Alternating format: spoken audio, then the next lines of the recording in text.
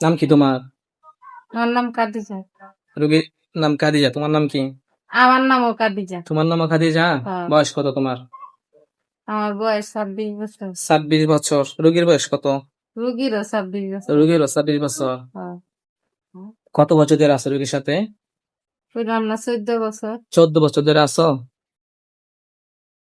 কয়টার দিকে গেছিলা, ধরছিলা? দিনে না রাতে? জোরে বলো। রাত্রে রাত্রে কয়টার দিকে? 45 হুম, এদিকে তাকাও। এই সামান্য জ্বলতাছে, এটা আমার ভালো লাগতেছে। এদিকে তাকাও। টাকাটা তার নামি। মহুমা,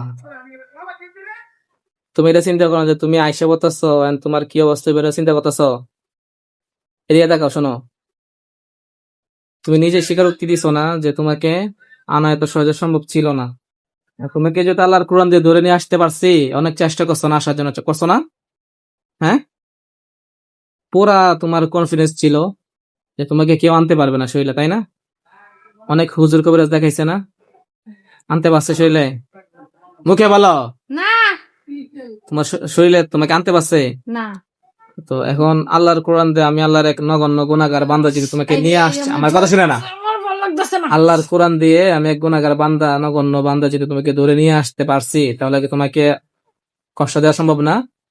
সম্ভব? মুখে কয় না। হ্যাঁ হ্যাঁ সম্ভব? এর লাগে তো ভাঙতে তুইছি। আচ্ছা, যদি সম্ভব হয়, এখন তুমি শত চেষ্টা করলে শরীরে মরে যেতে পারবে না, যেতে পারবো না, তাই না?